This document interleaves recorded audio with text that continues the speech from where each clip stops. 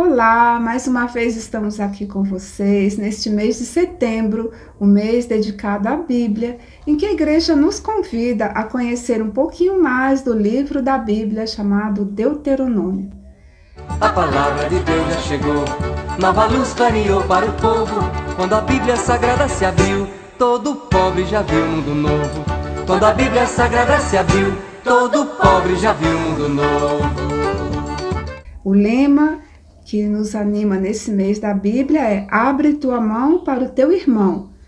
Texto tirado do próprio livro do Deuteronômio, no capítulo 15, versículo 11. E nesse vídeo, vamos apresentar algumas chaves para vocês lerem e entenderem melhor o livro da Bíblia chamado Deuteronômio.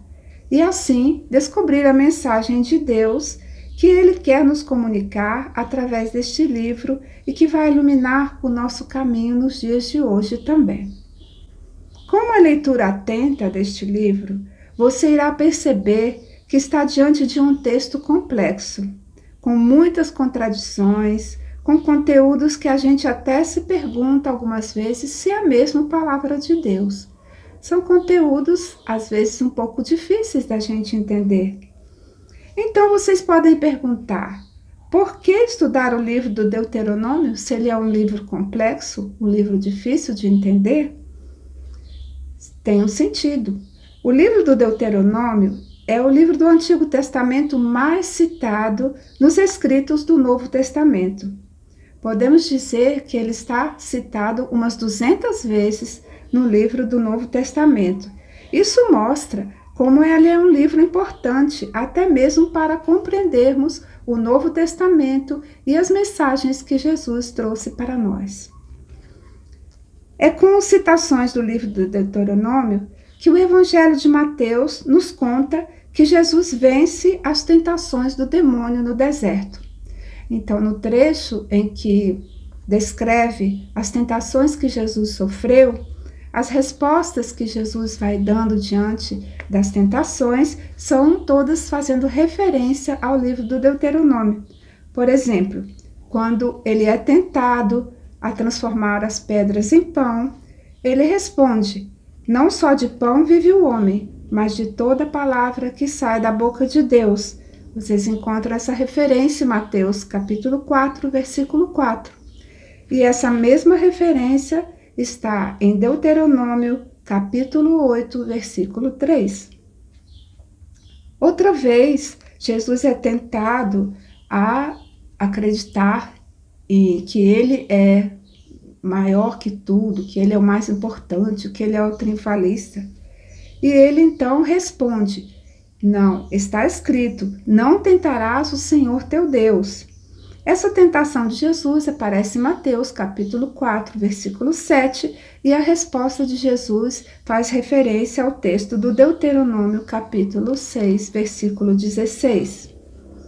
E na outra tentação que Jesus sofre, diante de fazer um culto à cidade, ele responde: ao Senhor teu Deus adorarás e só a ele prestarás culto. Assim está escrito. Então, essa tentação de Jesus está em Mateus 4, versículo 10, e a resposta que Jesus dá faz referência ao texto de Deuteronômio, capítulo 6, versículo 13. Porque Jesus está sempre fazendo memória ao povo daquela lei, né, que é a lei da tradição de Moisés, a lei que Deus teria dado para Moisés, para que o povo fosse sempre fiel a Deus, cumprindo essa lei e não se afastasse do caminho de Deus.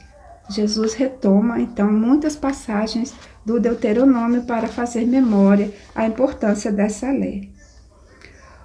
Outra chave para vocês entenderem, compreenderem o texto com maior clareza, é vocês perceberem que o texto do Deuteronômio apresenta passagens de teor humanitário, como, por exemplo, vocês vão encontrar em Deuteronômio, capítulo 24, versículos 19 a 21, um texto que fala da proteção aos fracos e empobrecidos, da preocupação que a gente deve ter no cumprimento da lei de Deus com referência aos pobres, aos enfraquecidos. Esse é um texto humanitário.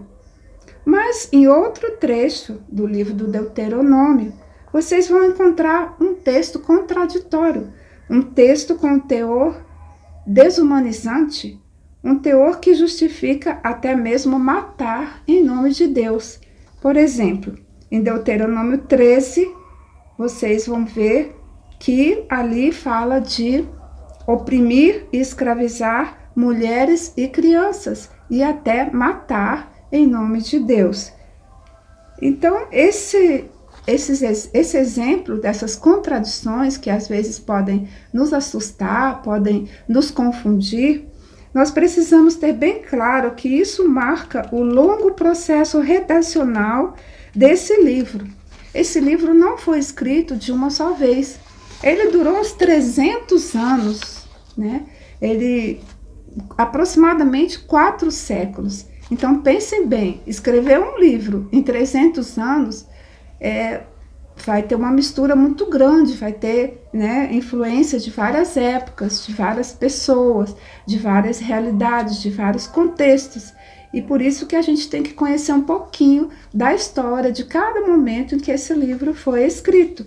E para isso nós temos a ajuda dos estudiosos, das pessoas que se aprofundaram, que estudaram e nos oferecem muitas publicações que estão nos vídeos, na internet, nos livros, né, que a gente pode ir encontrando, e na própria Bíblia, no próprio início do livro do Deuteronômio, vocês encontram uma breve descrição do conteúdo desse livro, com várias explicações para aclarar essas contradições que a gente encontra lá no livro. Outra chave de leitura importante para a gente compreender o texto do Deuteronômio, quando a gente fizer a leitura dele, nós vamos encontrar ali diferentes imagens de Deus. O Deuteronômio também nos apresenta imagens de Deus que às vezes parecem contraditórias. Vou dar 2 exemplos para vocês. Vejam, por exemplo, o texto do Deuteronômio, capítulo 10, versículo 17 a 19. Porque Javé, seu Deus, é o Deus dos deuses e Senhor dos senhores, o Deus grande, valente e terrível, que não faz diferença entre as pessoas e não aceita suborno. Ele faz justiça ao órfão e à viúva e ama o imigrante, dando-lhe pão e roupa. Portanto, amem o imigrante, porque vocês foram imigrantes no Egito. Deuteronômio, capítulo 10, versículos de 17 a 19. Então, aqui, nesse texto, nós percebemos a imagem de um Deus terno, um Deus libertador, um Deus que ama os pobres, um Deus que ama o imigrante e que recomenda que você também deve amar, deve tratar bem, deve tratar com amor aqueles que são pobres. E naquele tempo os pobres eram principalmente os órfãos, as viúvas, os estrangeiros, né?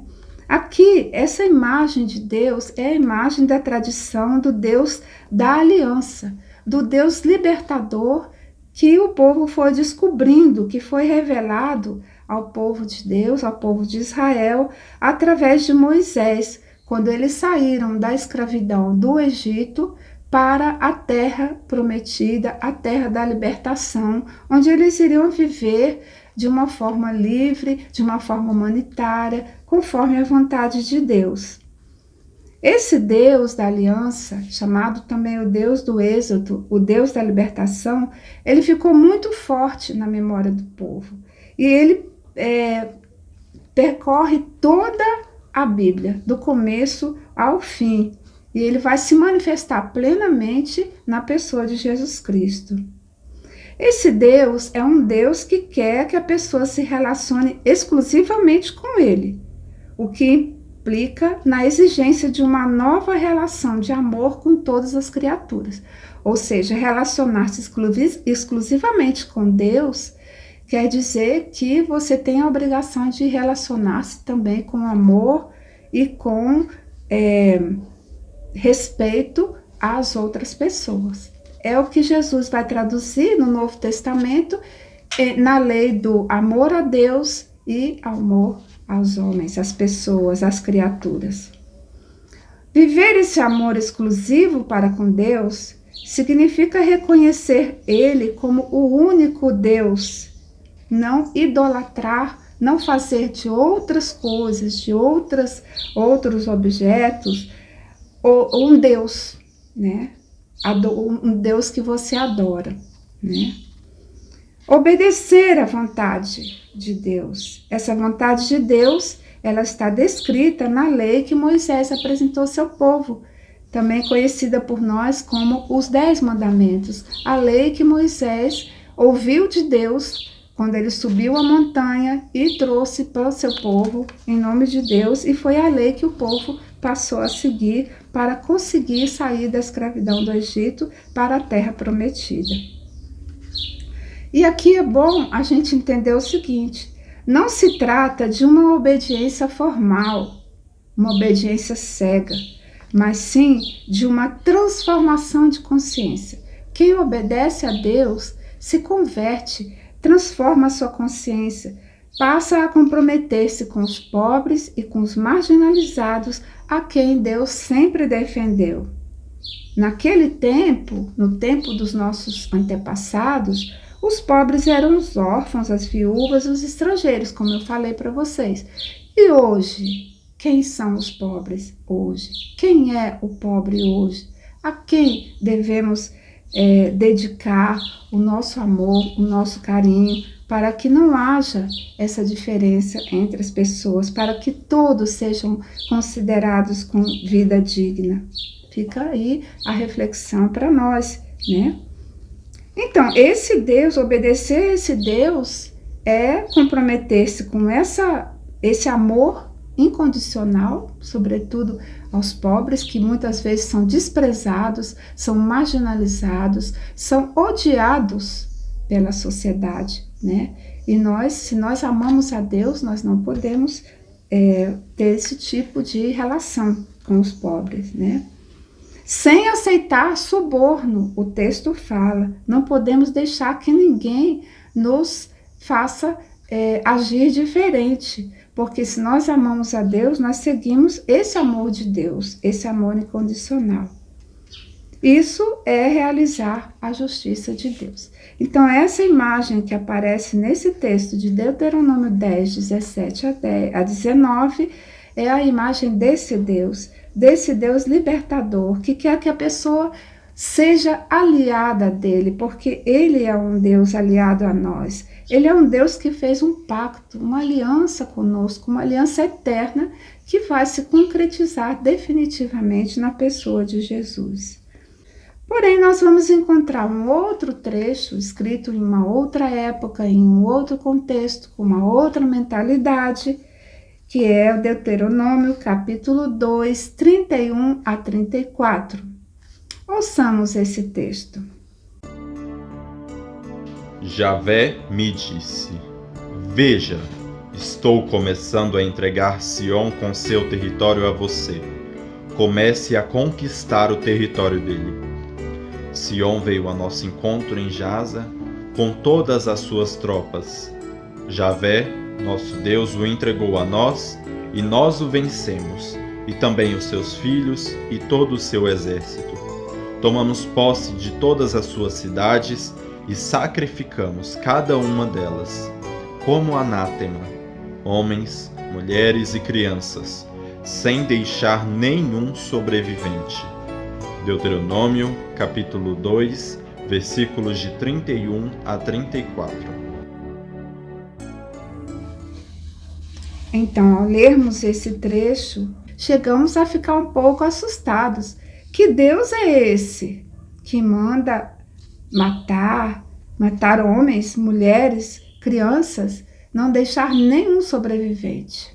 Então, precisamos entender um pouquinho o contexto da época em que foi escrito esse texto. Esse texto foi escrito na época em que o povo estava entrando para conquistar a nova terra, onde eles iam viver um projeto novo, um projeto de libertação. Encontraram outros povos, tiveram que confrontar, tiveram que guerrear.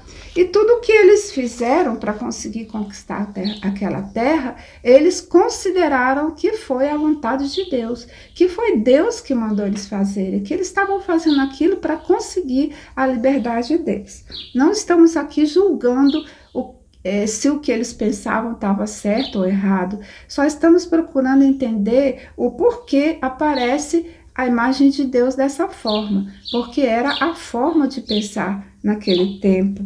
Aliás, no Antigo Testamento, nós vamos encontrar diferentes maneiras das pessoas descreverem a experiência que vão fazendo de Deus, porque ninguém conhecia a Deus, né? Ninguém sabia mesmo, fazia a experiência dele, tinha a experiência da presença dele na sua vida, mas não tinha um esclarecimento de quem realmente era Deus, né? De que Deus era esse, né? Então eles viviam de acordo com as suas experiências, com as suas mentalidades. Só quando vem Jesus que esclarece, mostra claramente quem é Deus, né? Quem é o Deus então que vem até nós, que se faz homem, que se encarna, que vive em nossa realidade para nos dizer quem ele é, para nos comunicar melhor quem ele é. Então passa a haver um entendimento mais claro de quem é esse Deus, e com a vinda do Espírito Santo, mais claro fica ainda quem é verdadeiramente esse Deus que nós amamos, adoramos, seguimos e obedecemos, e permanece até nós nos dias de hoje. Então, na verdade, a mensagem que os autores queriam passar nesse trecho, nessa imagem de Deus que eles passam para nós, através da sua experiência, era para afirmar a fé do povo de Israel, a fé no Deus único, o Deus Javé, que naquele momento se apresentou para eles como um Deus forte e poderoso que lutava com eles para conquistar a sua liberdade.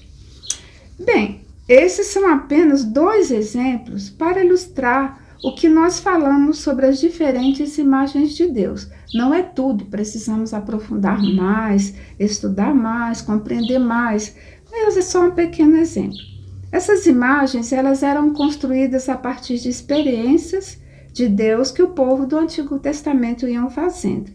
Essas experiências foram mudando de acordo com o contexto da época, a cultura do lugar, o lugar social de quem também escreveu, né, de quem redigiu essa experiência e colocou no livro. Foram várias pessoas em épocas diferentes, como falei para vocês, durante 300 anos, a gente vai mudando bastante, né? A história vai mudando, nós seres humanos vamos mudando nossa mentalidade, nossa percepção, nossas experiências e também as culturas diferentes. Vamos percebendo com isso que o Deuteronômio não é um livro para a gente ler do começo ao fim de uma só vez.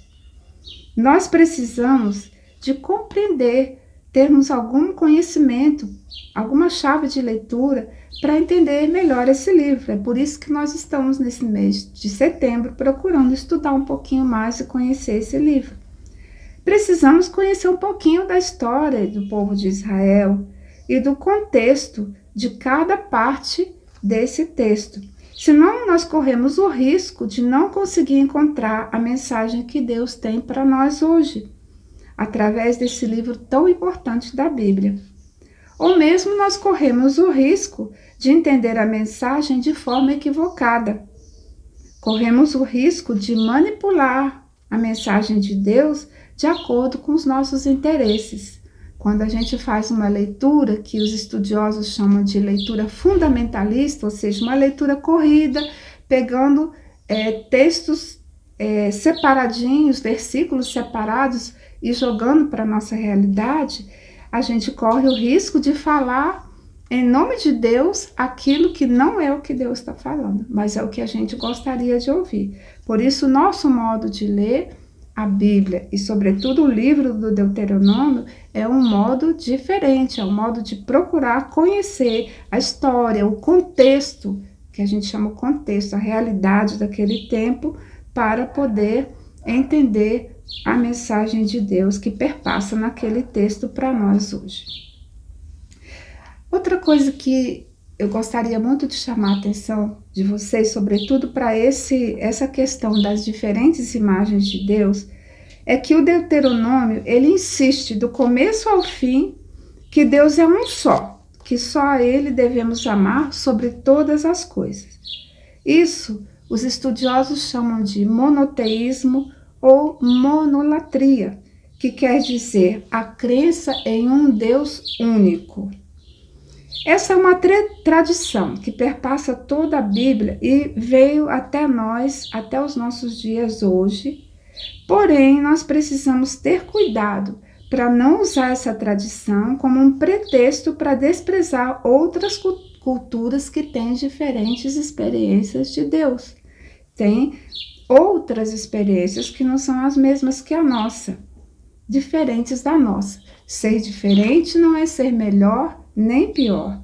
Não podemos, a partir dessa nossa experiência, julgar as outras visões de Deus que outras culturas e outros povos têm, porque isso gera violência e intolerância. O que mais vemos acontecer nos nossos dias hoje. Porque as pessoas hoje são intolerantes com a fé das outras pessoas, com as expressões de fé das outras pessoas, com as outras religiões, porque querem julgar as outras religiões a partir das suas crenças. E não é para isso que a Bíblia foi escrita, né?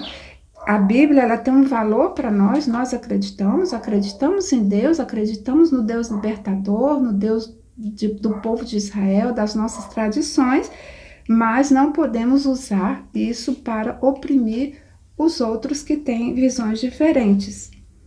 Para nos ajudar, nós devemos sempre ter como referência Jesus e os seus ensinamentos. Jesus, ele mesmo deixou bem claro para nós que ele não veio abolir a lei, não veio derrubar a lei, mas ele veio trazer um sentido novo. Porque com o decorrer do tempo, aquela lei que era tão importante para o povo, a lei que Moisés apresentou para o povo como a lei de Deus, a lei do Deus único, do Deus libertador, do Deus Javé, ela foi tão manipulada, ela foi tão desvirtuada, que ela passou, ao invés de ser uma lei libertadora do povo, ela passou a ser uma lei que oprimia sobretudo os pobres, os marginalizados, os que não tinham lugar na sociedade, e começou a favorecer alguns em detrimento de outros. E aí que Jesus, ele vai esclarecer muitos pontos dessa lei, vai mostrar que essa lei, ela é importante quando ela serve a pessoa. A lei não está acima da pessoa, ela está a serviço da pessoa. A lei de Deus, ela é para servir a liberdade e não para oprimir. Por isso Jesus vai dizer lá em Mateus capítulo 5, 17, não penseis que eu vim revogar a lei e os profetas. Não vim revogar, mas cumprir. Então, na forma como Jesus cumpriu essa lei, é o nosso exemplo, é o nosso modelo, é o jeito que nós somos hoje, porque nós somos cristãos, somos seguidoras desse Jesus. Vivemos essa fé no Deus da aliança, de acordo com o que Jesus nos ensinou e nos revelou. E Jesus foi um homem universal. Jesus acolheu a todos com amor. Jesus nunca discriminou ninguém. Jesus nunca foi intolerante com ninguém. Jesus respeitou todas as culturas. Se nós lembrarmos várias passagens, existe aquela daquela mulher cananeia, estrangeira, que pede uma cura a Jesus. Jesus fica um pouco reticente, depois Jesus ouve aquela mulher, conversa com ela, dialoga com ela e atende o pedido dela. Mesmo ela sendo uma mulher estrangeira, uma mulher, né? Depois Jesus conversa com a mulher no poço, né? A mulher que pede água a Jesus lá no poço. Então Jesus nunca discriminou ninguém, nunca. E é assim, essa é a lei de Deus que nós devemos viver hoje. Então, nós vamos agora ver um pouquinho, fazer um pouquinho mais avançar um pouquinho mais para a compreensão do livro do Deuteronômio. No livro do Deuteronômio, encontramos contradições, variações de estilos, ou seja, jeitos diferentes de escrever, cenários diferentes, ora violentos, ora amoroso, unidades independentes, sem continuidade, como se fosse um retalho, vários retalhos emendados numa grande colcha de retalho. Nós encontramos também várias frases introdutórias. Isso nos indica que o livro do Deuteronômio se formou aos poucos e, como eu falei antes para vocês, foram longos anos, 300 anos. Então, esse é o sinal de que durou muito tempo. São essas contradições, essas variações que vão mostrando para a gente que esse livro não foi escrito de uma só vez. A parte mais antiga desse livro está nos capítulos 12 até o 26 do livro do Deuteronômio. Aí se encontra a memória do Êxodo, né? Aí se encontra o texto-chave, como se, fazendo a comparação da colcha de retalho, aí seria o retalho principal por onde a gente começa a fazer a colcha, né? Alguns estudiosos fazem essa comparação bonita para que a gente possa compreender melhor a partir da nossa vida, das coisas do nosso dia a dia. E esse trecho, então, dos capítulos 12 ao 26, nos apresenta a imagem de um Deus sensível ao sofrimento do povo e nos apresenta as leis sociais em favor do povo. E esse trecho, ele vem das tradições que remontam ao tempo antes do povo entrar na Terra Prometida, que eles não eram nem uma nação ainda, não eram um povo, eram vários grupos reunidos lá, estavam escravos no Egito e estavam buscando um caminho para se libertar daquela situação e caminhar para uma terra onde eles pudessem viver com maior dignidade. Essa memória vai ser passada de pai para filho entre os israelitas e vai permanecer até hoje em nossa tradição. É a memória da libertação da escravidão do Egito que os israelitas deram o nome de Páscoa, ou seja, passagem da escravidão para a liberdade, da morte para a vida. A morte era a situação de escravidão, a vida vai ser a liberdade, a terra onde eles podiam viver como irmãos, viver com dignidade. Esse trecho de Deuteronômio, capítulos 12 a 26, ele serviu de base para escrever todo o livro do Deuteronômio. Ele foi editado pela primeira vez pelo rei Ezequias, que utilizou esses capítulos como base para fazer a sua reforma política, tá? Já no tempo da monarquia, né? É um texto que vem de lá de tempos atrás, 1200 anos antes de Jesus, e vai ser um texto que o rei vai tomar como base para fazer o seu projeto político, né? E depois, ao longo da história, durante esses 300 anos, esses capítulos foram revistos, foram ampliados e finalmente foram redigidos para dar a redação final do livro pelos sacerdotes levitas, que eram os encarregados de estudar e de explicar e de interpretar a lei para o seu povo. Foi aí, então, que surgiu o livro todo com os capítulos de 1 a 34. Durante todo esse tempo, esse livro teve vários autores ou grupos sociais com diferentes interesses, em diferentes situações, em locais e momentos históricos diferentes. Porém, na redação final, o livro do Deuteronômio, dos capítulos 1 a 34, ele é, resumindo, um apelo à conversão e à unidade do povo eleito, ou seja, do povo de Israel, na obediência à lei de Deus, que fala diretamente com seu povo, já não mais com intermediários. Então, nós vemos isso explicitado no Deuteronômio capítulo 1, versículo 6. Javé, o nosso Deus, falou para nós. Já não foi mais Moisés que falou, agora o povo entendia já Deus falando diretamente com eles, né?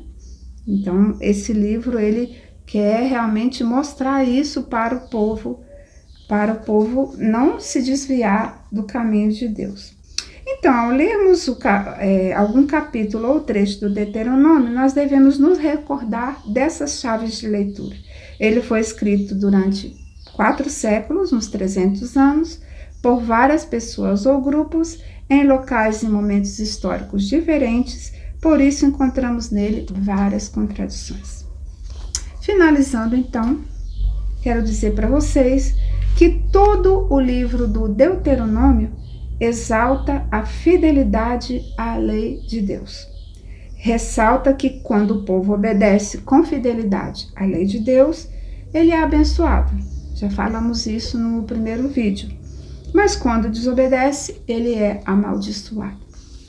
Essa era a visão do povo quando escreveu o livro do Deuteronômio, né? E até hoje nós costumamos fazer essa interpretação. Se nós andamos nos caminhos de Deus, obedecemos à lei de Deus, o retorno para nós vai ser a bênção, né? Vai ser coisa boa. E se nós nos desviamos do caminho de Deus, então vamos ser infelizes, né? Não vamos ter um bom retorno para a nossa vida. Então, permanece até hoje essa memória para nós.